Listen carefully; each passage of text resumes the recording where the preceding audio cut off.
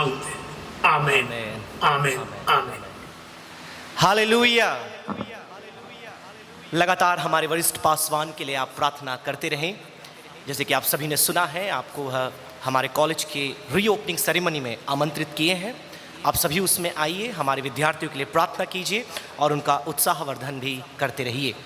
हमारे वरिष्ठ पासवान आदरणीय डॉक्टर मैथ्यू के थॉमस, उनकी प्रिय पत्नी, हमारे कलीसिया की कार्यकारिणी समिति, प्रिय विश्वासी, एल्डर्स और जितने भी हमारे विद्यार्थी गण हैं और हमारे जवान, आप सभी को प्रभु यीशु मसीह के अनुपम नाम में मेरा अभिवादन। मैं धन्यवाद करना चाहूँगा आप सभी की प्रार्थनाओं के लिए, आप सभी के प्रयासों के लिए, आप सभी के प्रोत्साहन के लिए, जिसके फलस्वरूप आज हम आपके मध्य में सेवा करते हुए पाए जाते हैं। हम भी शुक्रवार, आप बोले तो शनिवार की मॉर्निंग लगभग 1 बजे इटारसी पहुँचे। जैसे पास्टर विल्सन ने आपको बताया कि अभी हम सारंगपुर में ही थे बीते 2 सप्ताह। तो प्रार्थना करते रहें उस विनती के लिए, परमेश्वर की इच्छा इन सारी बातों में पूरी होने पाए। प्रार्थना करें हमारी सेवकाई के लिए, परमेश्वर इसमें भी सहायता लगातार हमें करते रही। और जब आप यहाँ बैठे हैं, लगातार अपने मनों में आप प्रार्थना करते रहें, होने पाए परमेश्वर आज फिर से एक बार हम सभी से अपने वचनों के द्वारा बातें करने पाए। कल शाम जो लोग प्रार्थना सभा में आए थे, उन्होंने भी इस बात को सुना होगा जब मिसेस राज उन्हें प्रेयर के लिए सामने बुलाया गया और जब प्रार्थना उन्होंने आरंभ किया, उन्होंने ऐसा बोला कि हमारे पूरे देश में आज हाहाकार मचा हुआ है। जैसे उन्होंने प्रार्थना इस एक वाक्य के साथ शुरू करी, तुरंत ही मेरा कल शाम जो लोग प्रार्थना सभा में आए थे, उन्होंने भी इस बात को सुना होगा जब मिसेस राज उन्हें प्रेयर के लिए सामने बुलाया गया और जब प्रार्थना उन्होंने आरंभ किया, उन्होंने ऐसा बोला कि हमारे पूरे देश में आज हाहाकार मचा हुआ है। जैसे उन्होंने प्रार्थना इस एक वाक्य के साथ शुरू करी, तुरंत ही मेरा पूरा मन, मेरा जहन, आप सभी ने अखबार में देखा होगा कितनी भयंकर रेल दुर्घटना हुई है, उस एक पिता की ओर गई। आपने वो क्लिप देखा होगा। वो पिता उस कमरे में जहां पर सैकड़ों लाशें रखी हुई है, किसी के ऊपर कपड़े हैं, किसी के ऊपर कपड़े नहीं हैं, किसी का मुंह ढका है, कोई उल्टा पड़ा है। वो पिता जा जाके हर एक उस लाश को, देह को देख रहा है और उसके किसी के सिर पर कपड़ा है तो उस कपड़े को हटाकर उसे देख रहा है, उसे पलट कर ढूंढ रहा है। और जब किसी ने पूछा कि आप यहां क्या कर रहे हो, तो पिता कहता है, कल मेरे बेटे ने इस ट्रेन को एक स्टेशन पहले पकड़ा था और पता नहीं वो कहां है। रोते हुए वो बोलता है, मैं उसे ढूंढ रहा हूं, कहीं वह इनमें तो नहीं है। ये तो एक घटना है। आज अगर आप देश की स्थिति देखें, एक तरफ हिंसा, एक तरफ दुर्घटना, एक तरफ महामारी, तो एक तरफ भ्रष्टाचार, इतनी भयंकर स्थिति।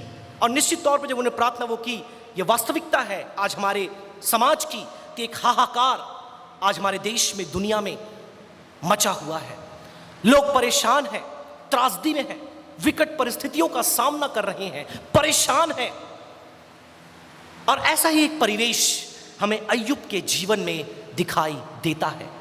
इससे पहले कि हम संदेश में आगे बढ़ें, एक छोटा सा रिकैप मैं आपको देना चाहूँगा, ताकि वे लोग, कुछ विद्यार्थी जो नए आए हैं, हो सकता है उन्हें नहीं मालूम हो, तो आप थोड़ा अगर सुनना चाहते हैं तो YouTube पर, Facebook पर पहले के संदेश हैं, आप उन्हें सुनिएगा। यदि आपने नहीं भी सुना तो ये संदेश ऐसा नहीं कि आपको समझ में नहीं आएगा, क्योंकि हर एक संदेश श्रृंखलाबद्ध रीति से अलग अलग विषय पर स्थापित है, लेकिन एक ही थीम है, सुपरनैचुरल फेथ इन गॉड, परमेश्वर पर अलौकिक विश्वास, जिसकी आरंभ हमारे वरिष्ठ पासवान के द्वारा किया गया, उसी विषय पर हम आगे बढ़ रहे हैं।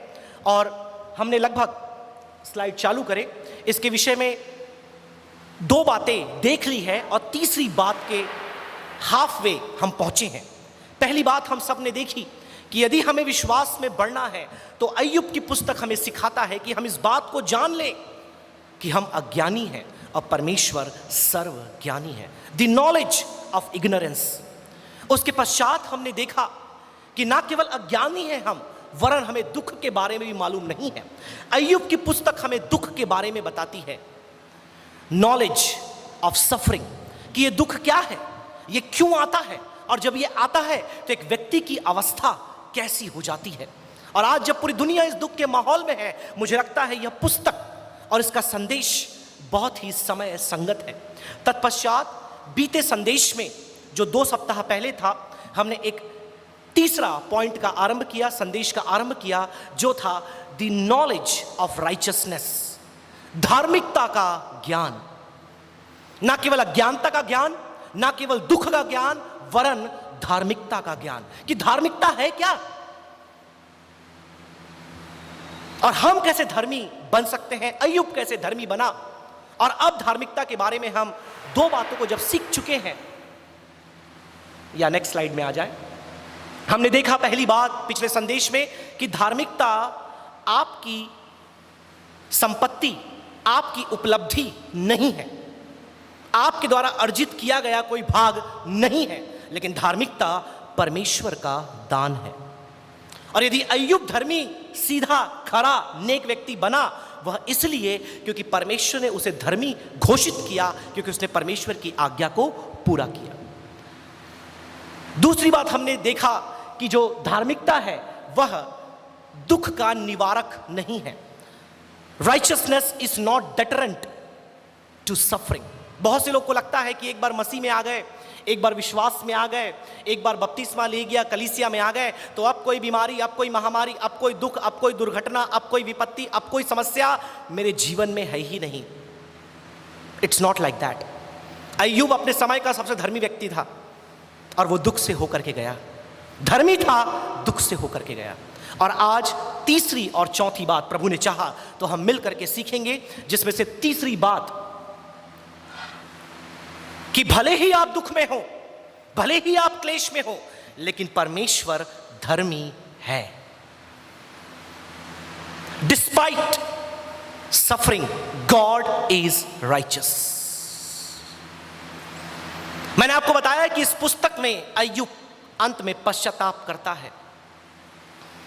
पश्चाताप क्यों करता है? क्योंकि वो परमेश्वर को नहीं, अपने आप को धर्मी साबित करता है। और हमने पिछले बार के संदेश में पढ़ा कि इलीहू, जिसे मैं परमेश्वर का अधिवक्ता कहना चाहूंगा, एडवोकेट ऑफ गॉड, इलीहू, वो नाराज था। किससे नाराज था? पहले तो अय्यूब के 3 मित्र से नाराज था और अब अय्यूब से भी नाराज था। क्यों था? आइए हम उस आयत को पढ़ें। मैं चाहूंगा सिस्टर पढ़ने में सहायता करें। अय्यूब की पुस्तक 32 अध्याय 1-2 पहली और दूसरी आयत। जोब चैप्टर 32 वर्स 1 एंड वर्स 2। तब उन तीनों पुरुषों ने यह देखकर कि अय्यूब अपनी दृष्टि में निर्दोष है, उसको उत्तर देना छोड़ दिया। तब बूजी बारकेल का पुत्र एलीहू, जो राम के कुल का था, उसका क्रोध भड़क उठा। अब एलीहू का क्रोध भड़क उठा। ध्यान से सुनिए, एलीहू क्रोध में है और यह क्रोध कोई उसके ऊपर आई हुई बात के खिलाफ नहीं है। यह क्रोध परमेश्वर के खिलाफ बोलने के कारण उसके अंदर भड़का है। सुनिए वो क्या कहता है। अय्यूब पर उसका क्रोध इसलिए भड़क उठा कि उसने परमेश्वर को नहीं, अपने ही को निर्दोष ठहराया। उसने परमेश्वर को नहीं, वरन अपने ही को निर्दोष ठहराया। किसने? किसने? बोलिए, किसने? अय्यूब ने। 36 का 3 भी पढ़ दे। 1 और 2 और 3 दोनों पढ़ दीजिए। 36, 2 और 3। कुछ ठहरा रहे और मैं तुझको समझाऊंगा, क्योंकि परमेश्वर के पक्ष में मुझे कुछ और भी कहना है। एलीहू बोल रहा है, परमेश्वर के पक्ष में मुझे कुछ कहना है, क्योंकि अब तक परमेश्वर सीन में नहीं आया है। वो आएगा इसके बाद वाले अध्याय में, लेकिन एलीहू बोलता है मुझे परमेश्वर के पक्ष में कुछ कहना है। क्या कहना है? पढ़िए 3। मैं अपने ज्ञान की बात दूर से ले आऊंगा और अपने सृजनहार को धर्मी ठहराऊंगा। और अपने सृजनहार को धर्मी ठहराऊंगा।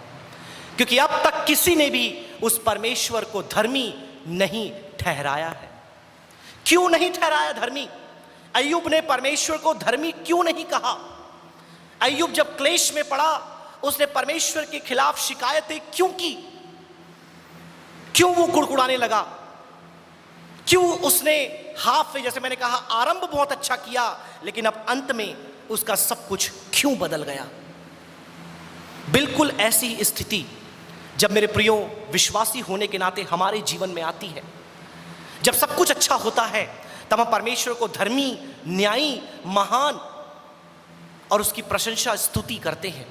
लेकिन जब हमारे जीवन में क्लेश, विपत्ति, परेशानी या दुर्घटना, अभी जो स्थिति आप देख सकते हैं, हम परमेश्वर को बुरा कहने लगते हैं, उसके खिलाफ हम बोलने लगते हैं। और यह बात एलीहू बैठकर सुन रहा था, बड़े ध्यान से सुन रहा था। उसकी बातों पर यदि गौर करें, वो कहता है कि मैं छोटा था इसलिए मैं कुछ बोल नहीं रहा था, लेकिन खामोशी से आप लोगों की चर्चाओं को सुन रहा था।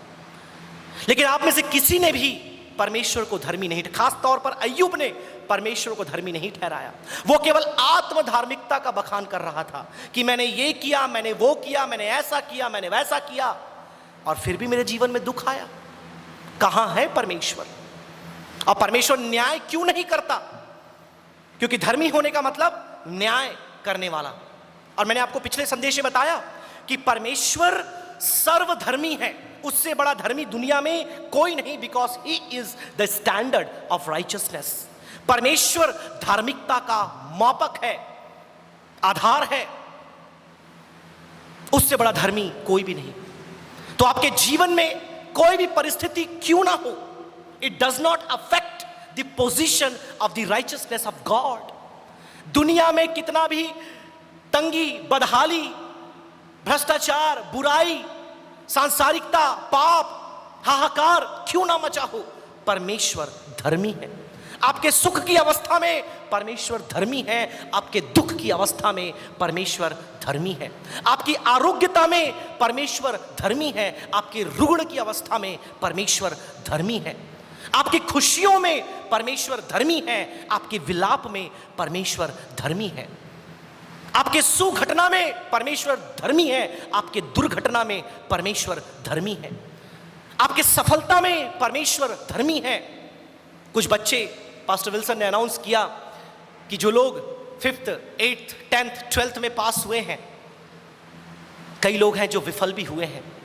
इसलिए मैंने कहा आपकी सफलता में परमेश्वर धर्मी है, आपकी विफलता में भी परमेश्वर धर्मी है। आपकी जिंदगी की कोई भी घटना परमेश्वर की धार्मिकता को स्पर्श नहीं कर सकती, क्योंकि वह न्यायी और धर्मी परमेश्वर है। थोड़ा अय्यूब की बातों को हम सुने। आइए कुछ आयतों को हम पढ़ते हैं। पढ़िए 33 उसका 12, 33 एंड वर्स नंबर 12। देख, मैं तुझे उत्तर देता हूँ, इस बात में तू सच्चा नहीं है, क्योंकि परमेश्वर मनुष्य से बड़ा है। इस बात में एलीहू अय्यूब से बोल रहा है कि अय्यूब, इस बात में तू सच्चा नहीं है। तू धर्मी होगा, लेकिन तुझसे बड़ा धर्मी कौन है? परमेश्वर है। तू निष्कलंक होगा, लेकिन तुझसे बड़ा निष्कलंक, निष्पाप परमेश्वर है। तू निर्दोष होगा, लेकिन तेरे जीवन में दुख होने के बाद भी याद रख कि परमेश्वर निर्दोष है, और तू इस बात को सीख ले। मैंने पिछली बार कहा, इतने धर्मी व्यक्ति को आज प्रचार की जरूरत है। कई बार हम भी मसीह जीवन में बहुत आगे बढ़ जाते हैं और हमको लगता है सारा ज्ञान, समझ हमारे पास है, अब मुझे किसी के संदेश, प्रचार, उद्बोधन या शिक्षा की आवश्यकता नहीं है। यह बात हमें इस संदेश को देता है कि हम कितना भी आत्मिक क्यों ना हो जाएं, अय्यूब के समान ये त्रुटि हमसे भी कभी हो जाती है। लेकिन धन्यवाद हो परमेश्वर के सेवकों का, परमेश्वर के संदेश का, परमेश्वर की उत्प्रेरणा का, जो समय दर समय हमारे जीवन में सुधार करता रहता है। तो यहां पर एलीहू को आना पड़ा अय्यूब के जीवन में सुधार करने के लिए। पढ़िए उसकी अगली आयत 34 उसका 5, चैप्टर 34 एंड वर्स नंबर 5। क्योंकि अय्यूब ने कहा है, मैं निर्दोष हूँ और मैं परमेश्वर ने मेरा हक मार दिया है। आप पढ़ेंगे जाकर के 31, 32 और उसके पहले 25, 26, 27 आप देखेंगे अय्यूब अपने बारे में आत्म धार्मिकता का बखान कर रहा है। मैं रिपीट नहीं करना चाहूँगा, पिछले संदेश में हमने सुना, क्योंकि अय्यूब ये सोच रहा था कि मैं धर्मी अपने दम पर बना हूँ, लेकिन उसे नहीं मालूम कि धार्मिकता परमेश्वर का दान है और परमेश्वर ने उसे धर्मी बनाया था।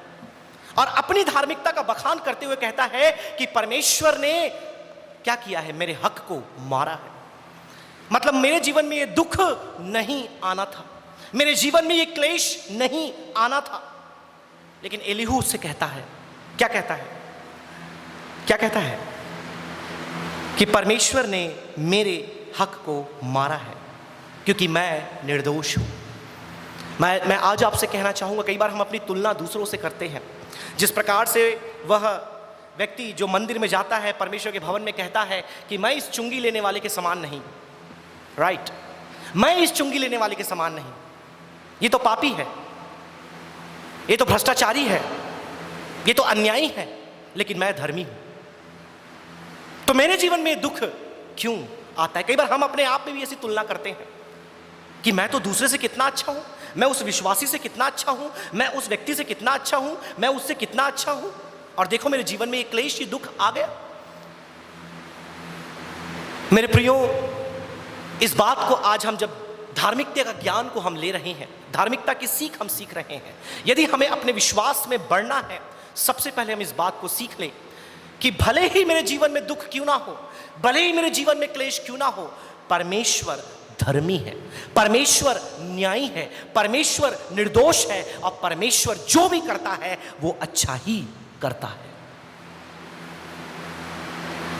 अय्यूब के प्रश्न का उत्तर ना ही एलिफाज देता है, ना बिल्दाद देता है, ना जोफर देता है, ना इलीहू देता है, और अंततः ना ही परमेश्वर देता है। अय्यूब का प्रश्न क्या है, कोई बताना चाहेगा?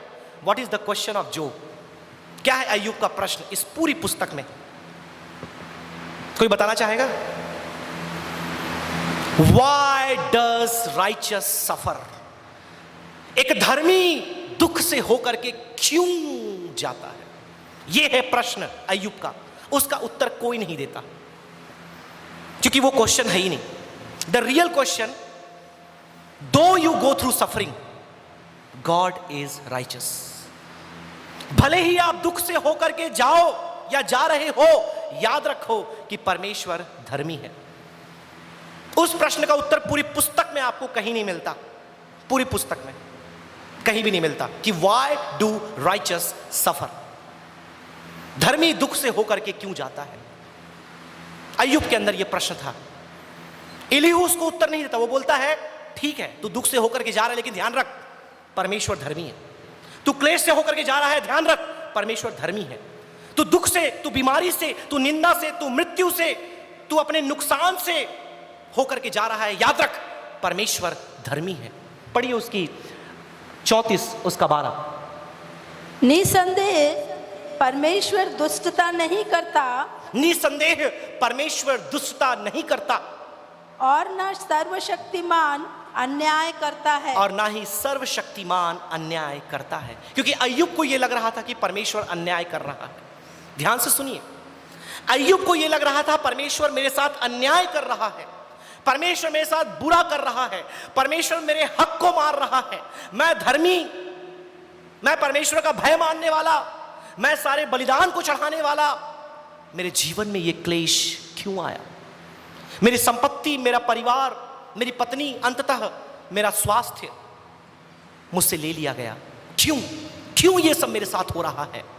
परमेश्वर कहीं ना कहीं अन्यायी हो गया है, परमेश्वर कहीं ना कहीं दोषी हो गया है, परमेश्वर कहीं ना कहीं गलत कर रहा है। लेकिन एलीहू उसको बोलता है परमेश्वर अन्यायी नहीं है। God is not unjust, God is the standard of justice and righteousness. Despite suffering, or despite human suffering, despite natural disaster, despite pandemic, diseases, sickness, accidents, God is righteous.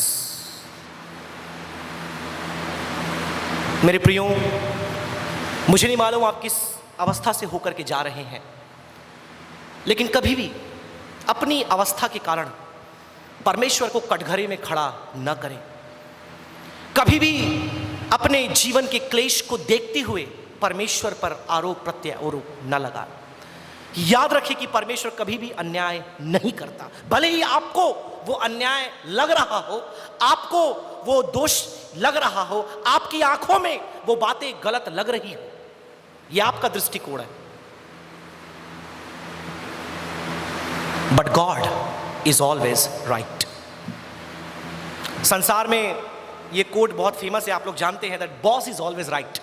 Right, जो मालिक होता है वो हमेशा सही होता है, नो मैटर व्हाट। आपको नौकरी में रखा तो भी सही है, आपको भगा दिया तो भी सही है, आपको कुछ दिया तो भी सही है, नहीं दिया तो भी सही है, because boss is always right. That God is always right because God is righteous. एक आयत पढ़ के हम उसके अंतिम पॉइंट में जाएंगे। 36 उसका 26 या 36 उसका 26। और क्यों ऐसा होता है मैं आपको बताना चाहता हूं। कई बार हमें परमेश्वर अन्यायी क्यों लगता है, कई बार परमेश्वर हमें अधर्मी क्यों दिखाई देता है, हमारे दृष्टिकोण के बारे में बहुत अच्छी आयत है, पढ़िए सिस्टर। देख, परमेश्वर महान और हमारे ज्ञान से कहीं परे है। परमेश्वर महान, कौन बोल रहा है? इलीहू। याद रखें, 32, 33, 34, 35, 36 और 37 ये 6 अध्याय में इलीहू बातें कर रहा है। जो कुछ भी यहां बोला गया वो इलीहू बोल रहा है। इतने 6 अध्याय उस छोटे से जवान व्यक्ति को दिया गया ये बताने के लिए कि परमेश्वर धर्मी है। परमेश्वर का वकील, अधिवक्ता इलीहू 6 अध्याय में परमेश्वर के धार्मिकता, उसकी भलाई, उसके न्याय संगत होने का प्रमाण देता है। वो क्या कहता है कि परमेश्वर महान और हमारे ज्ञान से क्या है, वो परे परे है। स्वीकार करना चाहते हैं इसे? नहीं करना चाहते, कि कई बार किसी को बोल दो कि मेरे ज्ञान समझ से परे है तो लोग ऑफेंड हो जाते हैं। लेकिन आप कितनी भी डिग्री हासिल कर लो, आप कितना भी एजुकेशन ले लो, आप कितना भी अनुभव में बढ़ जाओ, आपकी ज्ञान, आपकी समझ, आपके जो अंडरस्टैंडिंग है वो लिमिटेड है, क्योंकि परमेश्वर क्या है? हमारे ज्ञान से परे है। आगे बढ़िए, दूसरा वाक्य। और उसके वर्ष की गिनती अनंत है। तो कई बार अय्यूब के समान मेरे प्रियो हम विश्वासी लोग भी ये गलती कर देते हैं। क्या गलती? कि जब दुख मेरे जीवन में आया, परमेश्वर अन्याय कर रहा है, मेरे हक को मार रहा है, और कहीं ना कहीं वो जो भी कर रहा है ठीक नहीं है, उचित नहीं है। सब कुछ मेरे पक्ष में होना चाहिए, जो मैं चाहूं वो होना चाहिए, जो मैंने प्रार्थना की वो सुनी जानी चाहिए, जो मैंने बोला वो पूरा होना चाहिए, जो मेरे दिल की मनसा है वो पूरी होनी चाहिए। राइट? तब तो परमेश्वर धर्मी है, तब तो परमेश्वर न्यायी है, तब तो परमेश्वर भला है। जिस लड़की से मैं चाहूं उससे मेरी शादी होनी चाहिए, जिस नौकरी को मैं चाहता हूं वो नौकरी मुझे मिलनी चाहिए, जैसा घर मैं बनाना चाहता हूं वैसा घर मुझे मिलना चाहिए, जिस मॉडल की गाड़ी मुझे चाहिए मैं चाहता हूं वही मुझे मिलना चाहिए। अगर नहीं मिला तो, अगर नहीं हुआ तो, मेरे प्रियो आज इलीहू की बातों को हम अनदेखा ना करें, क्योंकि इलीहू के तुरंत बाद परमेश्वर आने वाला है, तुरंत बाद। अब आइए हम नेक्स्ट पॉइंट पे चलते हैं, क्योंकि आने वाले 36-37 अध्याय में समय नहीं है बातें करने का। परमेश्वर की महानता का, उसके न्याय का, उसके सार्वभौमिक संप्रभुता का, उसके सामर्थ्य का, उसके सर्वज्ञान का, उसके प्रबंधन का बखान करता है। कौन करता है? कौन करता है? इलीहू। उसके बारे में सुनने के लिए समय नहीं है। किसको कर रहा है? अय्यूब को। धर्मी अय्यूब को बता रहा है कि परमेश्वर सामर्थी है। धर्मी अय्यूब को इलीहू बता रहा है कि परमेश्वर संप्रभुता रखता है। धर्मी इलीहू अय्यूब को बता रहा है कि परमेश्वर क्या है? न्यायी है, जो तू भूल गया था। 2 अध्याय परमेश्वर की महानता का बखान करता है, जो कहीं ना कहीं अय्यूब भूल गया था। और फिर इसके बाद जब ये सारी बातें आप देखते हैं कि अय्यूब सुनता है, और ना केवल इतना, वरन परमेश्वर के द्वारा लगभग कितने, मैंने गिना 77 क्वेश्चन, 77 प्रश्न परमेश्वर अय्यूब से पूछता है। कई लोग बोलते हैं 66 क्वेश्चन है, 66, क्योंकि कुछ क्वेश्चन 2 बार बोले गए हैं अलग अलग तरीके से। इतने प्रश्न कौन करता है? 77 क्वेश्चंस कौन करता है? परमेश्वर करता है। किससे? अय्यूब से। और वो निरुत्तर हो जाता है, उसके मुंह से कुछ नहीं निकलता। और फिर वो, हम चौथे पॉइंट में चलते हैं, क्या करता है? आइए, पश्चाताप। Fourth and the last point of third major point is righteousness is the result of repentance. धार्मिकता पश्चाताप का प्रतिफल है। हमने देखा कि धार्मिकता परमेश्वर का दान है। हमने यह भी देखा कि धार्मिकता दुख का निवारक नहीं है। हमने यह देखा कि दुख होने के बाद भी परमेश्वर सबसे बड़ा धर्मी है, या परमेश्वर धार्मिकता का आधार है। चौथा और अंतिम बात जो धार्मिकता के विषय में है, आप धर्मी कैसे बन सकते हैं? एक व्यक्ति धर्मी कैसे बन सकता है? There is only one way. You know what is that? Repentance, पश्चाताप। मेरे प्रियो, जब आप अय्यूब की पुस्तक को पढ़ेंगे, आपको मालूम चलेगा कि अय्यूब ने आरंभ धार्मिकता के स्थान से किया, लेकिन अंतराल में, इसके बीच में कुछ ऐसी बातें हुई कि अय्यूब कहीं ना कहीं अपने धार्मिकता के उस पद को खो दिया। और इसीलिए पढ़िए उसका चैप्टर 42, 42 अध्याय, उसकी 6वीं आयत। ध्यान से सुनिएगा यहां क्या लिखा है। कि कई लोग ये बोलते हैं कि अय्यूब ने कुछ भी गलती नहीं की, अय्यूब ने कुछ भी त्रुटि नहीं की, अय्यूब अपने सारे बातों में धर्मी था। कई लोग ये डिबेट करते हैं। अगर ऐसा था तो पढ़िए यहां पर क्या कर रहा है अय्यूब। इसलिए मुझे अपने ऊपर घृणा आती है। मुझे, अब इलीहू नहीं बोल रहा है।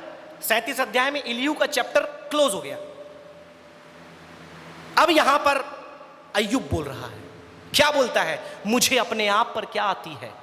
घृणा आती है। आगे, और मैं धूल और राख में पश्चाताप करता हूं। मैं धूल और राख में पश्चाताप करता हूं। मेरे प्रियो, ये जो धूल और राख है, ये बहुत ही इंटरेस्टिंग सब्जेक्ट है इस पुस्तक में। आइए हम आरंभ से शुरू करते हैं धूल राख की कहानी। हमारे पासवान बार बार बोलते हैं, कई लोग प्रार्थना करते हैं, मैं तो धूल हूं, मैं तो मिट्टी हूं, मैं तो राख हूं। ऐसी प्रार्थना करना भी मत, आप परमेश्वर की चुनी हुई संतान है, राइट। लेकिन इस पुस्तक में धूल राख का बहुत महत्व है। पढ़िए कुछ आयतें, मालूम चलिए धूल राख है क्या। 2 का 8 पढ़िए। 3 या 4 आयतें बस मैं पढ़वाऊंगा, फिर आगे बढ़ेंगे। 2 का 8, अय्यूब 2:8। तब अय्यूब खुजलाने के लिए एक ठीकरा लेकर राख पर बैठ गया। पहली बार राख की बात यहां पर होती है कब? जब अय्यूब को जख्म, फोड़े आ जाते हैं। वो एक ठीकरा लेकर खुजाने के लिए राख में बैठ, पहली बार राख का बात यहां पर किया गया है। इसके बाद आप आगे बढ़े, 12 आयत 12, दूसरा अध्याय 12th वर्स। जब उन्होंने दूर से, उन्होंने कौन है? ये एलीफाज, बिल्दद, जोफर है। ये अय्यूब के मित्र हैं। जब दूर से उन्होंने अय्यूब को देखा कि वो कितने दुख में है, क्या किया उन्होंने? आंख उठाकर अय्यूब को देखा जी, और उसे ना पहचान सके। राइट। तब चिल्लाकर रो पड़े और अपना अपना बागा फाड़ा और आकाश की ओर धूल उड़ाकर अपने अपने सिर पर डाली। यहां पर धूल का वर्णन आप देखते हैं, फिर से एक बार आता है। जब अय्यूब के मित्र उसे देखे और इतनी दयनीय अवस्था उसकी देखी कि राख और धूल में पड़ा हुआ है, उन्होंने धूल उड़ा करके विलाप किया अपने मित्र के इस क्लेश को देखते हुए। 30 उसका 19। परमेश्वर ने मुझको कीचड़ में फेंक दिया है, हाँ, और मैं मिट्टी और राख के तुल्य हो गया हूँ। तीसरी बार, चौथी बार आप यहां पर देखते हैं ये शब्द आता है। अय्यूब कहता है परमेश्वर ने मुझे कीचड़ में फेंक दिया है, और क्या बोला? धूल और राख। ये 2 वर्ड फिर से यहां पर वो इस्तेमाल करता है। और इसके बाद 5वीं बार आप देख सकते हैं 42 अध्याय उसके 6 आयत में आता है। इसका बड़ा महत्व है, क्योंकि जब एक विलाप को दर्शाना होता है, क्लेश को दर्शाना होता है, तो इब्रानी परंपरा के मुताबिक धूल और राख में बैठकर आदमी पश्चाताप करता है और विलाप करता है और कपड़े भी फाड़ता है। तो यह पश्चाताप कोई मामूली पश्चाताप नहीं था जो आजकल हम लोग करते हैं प्रभु भोज के पहले। लॉर्ड सफर के पहले 2 बूंद आंसू के टपका दिए और बोला अब से ये नहीं करूंगा, फिर प्रभु भोज के 2 दिन बाद वही काम किए। ये वैसा पश्चाताप नहीं था। Please forgive me. कई लोग तो प्रभु भोज लेते भी नहीं है। क्यों नहीं लेते? एक चर्च में गया, वहां पर एक बहन को देखा प्रभु भोज नहीं ले रहे थे, तो मैंने पूछा सर्विस के बाद किसी और के थ्रू क्या प्रॉब्लम है, कैसी है, बपतिस्मा नहीं लिए? तो हम बताते हैं कैसे बपतिस्मा लेना है। तो बोले नहीं, बपतिस्मा हो गया है, बैप्टिज्म ले लिया है, लेकिन प्रभु भोज नहीं लेते। क्यों नहीं लेते? क्योंकि पाप किया है। अरे तो भाई पश्चाताप करो और प्रभु भोज लो, क्या समस्या है? नहीं मालूम है फिर से पाप करेंगे। मेरे प्रियो, कई बार हमारा पश्चाताप कैसा होता है, बोले कि वो गली नहीं जाऊंगा। कहां नहीं जाऊंगा? उस गली में नहीं जाऊंगा। फिर शाम को बाइक लेके उसी गली में चले जाते हैं। अब उस गली में क्या मिलता है, क्या होता है, कौन रहती है, कौन रहता है, सबको पता है। हमारा पश्चाताप ऐसा होता है। लेकिन अय्यूब का पश्चाताप ऐसा नहीं था, और अय्यूब का पश्चाताप यूं ही हुआ भी नहीं। अय्यूब के पश्चाताप को लाने के लिए 2 लोगों की आवश्यकता पड़ी। सबसे पहले इलीहू आया, लेकिन शायद हो सकता है इलीहू से भी बात नहीं बनी, तब परमेश्वर आया 77 क्वेश्चंस के साथ, 77 क्वेश्चंस के साथ। आइए हम पढ़ते हैं परमेश्वर कैसे आता है। परमेश्वर घोड़े पे सवार होकर नहीं आया, परमेश्वर सिंहासन पर सवार होकर नहीं आया, परमेश्वर स्वर्गदूतों के साथ नहीं आया। परमेश्वर कैसे आया आपको मालूम है? पढ़िए 38 उसका 1, पढ़िए चैप्टर 38 एंड वर्स नंबर 1। यहां पर परमेश्वर अब मुंह खोलता है। बहुत इसने सुन लिया इंसानों की बातों को, लेकिन अय्यूब को समझ नहीं आ रहा, वो अपनी गलती नहीं मान रहा, वो पश्चाताप नहीं कर रहा। अब परमेश्वर आता है, क्या बोलता है? पढ़िए। तब यहोवा ने अय्यूब को आंधी में से यूं, किसमें से? आंधी। किसी ने देखा है आंधी? ये इटारसी में आता है वो वाला आंधी नहीं बोल रहा हूं। अभी आया था पिछले हफ्ते, मैंने खबर सुनी, बहुत आंधी उड़ी। सारंगपुर में भी आया था, पूरा धूला धूला कर दिया पूरा एकदम, और उसी दिन गाड़ी भी धोई थी, बहुत नुकसान हो गया। ये ऐसी आंधी नहीं। बचपन में हमें याद है जब स्कूल में हम पढ़ते थे, सामने बड़ा मैदान था, वहां पर चक्रवात आंधी आती थी, वो इतनी भयंकर होती थी। अब बचपन में तो पता है गांव देहात में टोनी है, टोनी। छत्तीसगढ़ वाले समझ गए, हाँ सर टोनी कौन है? मतलब प्रेत है, भूत है। कौन है? भूत है। वो घूम घूम के आ रही, उसमें जाना मत, जाओगे तो गायब हो जाओगे। और हम लोग इतने खुरापात उसी के बीच में जाते थे। वो गोल गोल घूम रहा है, उसके बीच में जाकर खड़े रहते थे, देखते कैसे होता है, ऊपर जाएंगे क्या। फिर वो बढ़ते बढ़ते बढ़ते बढ़ते इतना भयंकर रूप लेता था कि पूरे घर के घर, मतलब पक्के बिल्डिंग नहीं, छप्पर वाले, उसके साथ आसमान में उड़ते थे। और कनाडा, यूएस में ये बार बार आता है, इंडिया में तो बहुत कम है, वहां पर बहुत ज्यादा आता है चक्रवात। क्योंकि यहां पर लिखा है इंग्लिश में वर्ल्ड विंड।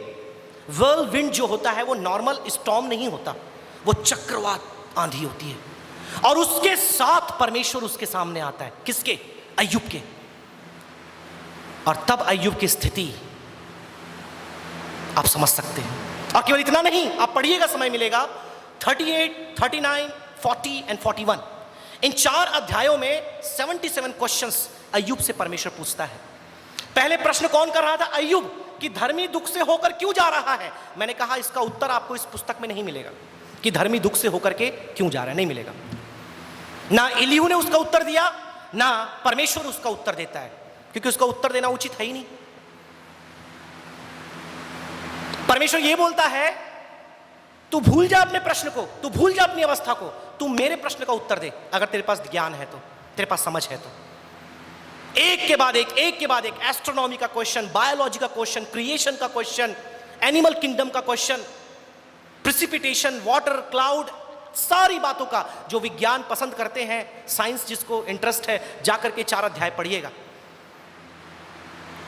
मेरे प्रियो, अय्यूब निरुत्तर हो जाता है, बहुत चक्का बोलते हैं ना, बहुत चक्का हो जाता है। और क्या बोलता है? 42 उसका 3rd वर्स नंबर 3। तूने 42 पूछा, हाँ, तू कौन है जो ज्ञान रहित होकर युक्ति पर पर्दा डालता है? परंतु मैंने तो जो नहीं समझता था वही कहा, अर्थात जो बातें मेरे लिए अधिक कठिन और मेरी समझ से बाहर थी, जिनको मैं जानता भी नहीं था। अय्यूब अब बोल रहा है कि मैं अज्ञानी था, मैं जानता नहीं था, मेरे समझ से परे थी। अब उसको एहसास हो रहा है कि मैं गलत था, मेरी सोच गलत थी, मेरी समझ गलत थी, मैं परमेश्वर के बारे में अवधारणा मेरे जीवन में लेकर चल रहा था, भले ही मैं धर्मी था। मेरे प्रियो, आज परमेश्वर चाहता है कि हम में से कुछ लोग पश्चाताप करें, क्योंकि पश्चाताप ही एक तरीका है जिसके द्वारा आज आप परमेश्वर की दृष्टि में धर्मी बन सकते हैं। उसने राख में और धूल में बैठकर पश्चाताप, मैं आपको नहीं बोल रहा कि आप राख और धूल में जाएं, राख मिलेगी भी नहीं कि घर में चूल्हा ही नहीं है। पहले चूल्हा होता था, लकड़ी जलती थी, राख तो मिलेगा ही नहीं। राख केवल एक जगह मिलेगी, फिर वो राख और खतरनाक है, बताऊंगा नहीं कहाँ का है। घर में तो सबके गैस है। धूल थोड़ा बहुत मिल जाएगा, लेकिन वो भी रोड बनाए मालवीगंज में तो पूरा उड़ा दिया मशीन से, तो वो भी नहीं मिल रहा, अब तो पूरा रोड ही रोड है। तो मैं आपको नहीं बोल रहा कि आप धूल और राख में जाकर पश्चाताप करें, क्योंकि वो परंपरा थी, उन्होंने किया।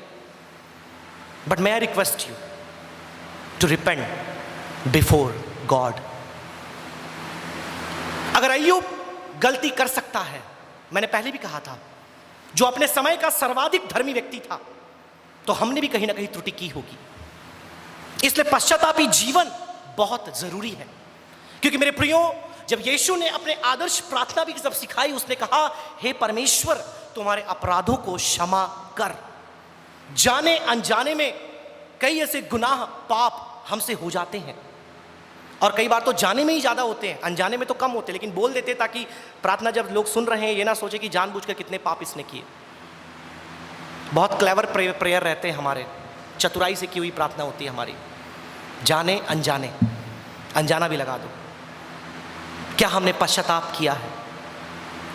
अगर अय्यूब इतना धर्मी हो करके पश्चाताप की आवश्यकता उसे पड़ी, तो मेरे प्रियो, हमारी धार्मिकता जो हमें मसीह से मिली है, क्या हमने उसे अडिग बना करके रखा है? यीशु हमारे गुनाहों के लिए मारा गया। मैंने आपको कहा कि यह धार्मिकता हमारी उपलब्धि नहीं है, इट्स नॉट अवर अचीवमेंट। प्रभु यीशु मसीह हमारे स्थान पर कलवरी क्रूस में मारा गया, और मरने के उपरांत उसने अपनी धार्मिकता हमें दे दी और हमारे पापों को अपने ऊपर ले लिया। दैवीय आदान प्रदान कहते हैं इसको, डिवाइन ट्रांजैक्शन। क्या है डिवाइन ट्रांजैक्शन? उसने अपनी धार्मिकता हमारे खाते में डाल दी और हमारे पाप के दंड को अपने खाते में डाल दिया और हमें धर्मी बनाया। लेकिन मेरे प्रियो, कई बार हम अपने पाप में जीवन के कारण क्या करते हैं? गुनाह और गलती और पाप करते हैं। मेरे पास केवल 5 मिनट है मेरे प्रियो, मैं चाहूँगा क्यों ना हम अपने जीवन में इस बात का एहसास करें, अपने आप को जांचें, और ये वैसा पश्चाताप ना हो जो मैंने बताया बहुत से लोग प्रभु भोज के पहले करते हैं। हमारे बड़े पासवान कहते हैं, मगरमच्छ के आंसू आज बहाए कल सूख जाते हैं, फिर अगले प्रभु भोज में निकलते हैं। मैं चाहूंगा ऐसा पश्चाताप हमारा हो जाए कि हम अपने हाथों को, अपने विचारों को, अपने होठों को उन गुनाहों को करने से रोक पाएं, उन शब्दों को बोलने से रोक पाएं, उन रास्तों पर चलने से रोक पाएं, उन चीज़ों को छूने से रोक पाएं, उन अपवित्र बनाने वाली बातों से अपने आप को हम अलग कर नहीं पाएं। क्योंकि यदि अय्यूब को पश्चाताप की आवश्यकता पड़ी, जो सबसे धर्मी व्यक्ति था, कहीं ना कहीं आज हमें भी उस पश्चाताप की आवश्यकता है। और यदि आप पश्चाताप करने को तैयार हैं, तो परमेश्वर वो खाली हाथ नहीं भेजेगा। ये संदेश बहुत ही लंबा हो सकता है, क्योंकि इतने सारे इसमें पॉइंट्स और चीज़ें हैं, लेकिन सबको मैंने कट शॉर्ट कर दिया क्योंकि जब से हमारे वरिष्ठ पासवान ने बताया था कि जब वो अमेरिका जाएंगे लगभग 5-6 मैसेज संदेश आपको देना पड़ेगा, तभी मैंने ये माना था कि अय्यूब की पुस्तक इस पूरे समर वेकेशन में मैं चुन करके उसमें संदेश को दूंगा और समाप्त करूंगा। लेकिन मुझे लगता है केवल समर वेकेशन नहीं, ये गर्मी का समय नहीं, पूरे साल भी हम इसका अध्ययन करें तो हम शायद इसके आधे अध्याय को भी पूरा नहीं कर पाएंगे। इतना गहन, इतना डीप, इतना नॉलेजेबल और इतना अगम्य परमेश्वर का वचन है। तो मैं क्षमा चाहूँगा, बहुत सी बातें मैंने स्किप कर दी, लेकिन ये अंतिम बात कहकर आज के संदेश को यहाँ विराम मैं देना चाहूँगा कि यदि आप पश्चाताप करने को तैयार हैं, मैं आपसे कहना चाहूँगा परमेश्वर आपको खाली हाथ नहीं भेजेगा। अय्यूब के पश्चाताप के बाद आप देखिए परमेश्वर अपरंपार आशीषें उसके ऊपर देता है। When we go to next slide, आप देखिए यहाँ पर 2 बातें आप देखते हैं अय्यूब के जीवन में जब उसने पश्चाताप किया, और इसी संदेश का ये सार भी होगा। उसके जीवन में परमेश्वर ने आशीषों को दिया और सबसे बड़ी बात उद्धार। जो रिश्ता परमेश्वर के साथ टूट गया था वो रिश्ता फिर से कायम हुआ। जो धार्मिकता की स्थिति कहीं ना कहीं हट गई थी वो फिर से स्थापित हुई। आज मेरे प्रियो, आपको कोई बलिदान देने की आवश्यकता नहीं है। वहां पर अय्यूब ने बलिदान दिया, उसके मित्रों ने बलिदान दिया, जानवरों को बलि करके चढ़ाया। लेकिन आज आपको कोई जानवर या कोई बलि करने की जरूरत नहीं। आपको केवल एक बात कहना है, अपने होठों से अंगीकार करना है, यीशु को अपने दिल में स्वीकार करना है और आप धर्मी ठहराए जाएंगे। कई लोग ऑनलाइन वीडियो सुन रहे हैं, मैं कहना चाहूंगा इस बात को कि यीशु ने आपके लिए अपने प्राणों को दिया है और आपको यदि धर्मी बनना है केवल एक ही तरीका है। कोई बलिदान, कोई दर्शन, कोई तीर्थ यात्रा या किसी प्रकार की आत्म प्रताड़ना आपको करने की जरूरत नहीं। केवल यीशु के बलिदान को स्वीकार करें, अपने पापों से अंगीकार करें और परमेश्वर आपको धर्मी ठहराने में विश्वास से योग्य है, क्योंकि वो धर्मी परमेश्वर है। ये उसकी प्रतिज्ञा है कि जितनों यीशु को स्वीकार किया वह उनको अपने संतान होने का अधिकार दिया, उनके गुनाहों से उनको माफी दी और अनंत काल की आशीषें उन्होंने उसके लिए रखी है। आइए अपने आंखों को हम बंद करें, परमेश्वर के वचन के सामने अपने आप को समर्पित करें। धार्मिकता परमेश्वर का दान है। धार्मिकता दुख का निवारक नहीं है। भले ही आपके जीवन में दुख क्यों ना हो, परमेश्वर ही सर्वाधिक धर्मी है। और अंतिम बात, धार्मिकता पश्चाताप का प्रमाण है, प्रतिफल है। मेरे प्रियो, आज परमेश्वर चाहता है कि अपने जीवन में हम पश्चाताप करें। आज परमेश्वर चाहता है कि अपने जीवन में अपने गुनाहों से हम माफी मांगें। जो गलतियां हमने जाने अनजाने परमेश्वर के खिलाफ की है, अय्यूब की तरह आज हम उसके लिए परमेश्वर के सामने माफी मांगें। परमेश्वर हमें धर्मी ठहराने पाए, परमेश्वर हमें फिर से स्वीकार करने पाए। परमेश्वर जो क्रोधी था, जो उस चक्रवात आंधी के द्वारा अय्यूब के सामने आकर खड़ा होता है, 77 प्रश्न उससे करता है, आज आपसे वो प्रश्न कर रहा है। क्या तुमने आज पश्चाताप किया? क्या तुमने हमने गुनाहों को त्यागा है? क्या तुमने अपने पाप में जीवन को छोड़ा है? यदि नहीं तो आज ये मौका तुम्हारे पास है। ट्रेन की दुर्घटना हो या मणिपुर की हिंसा हो, जो कुछ भी दुनिया में क्यों ना चल रहा हो, परमेश्वर न्यायी है, परमेश्वर धर्मी है, परमेश्वर निर्दोष है और परमेश्वर धार्मिकता का स्टैंडर्ड है।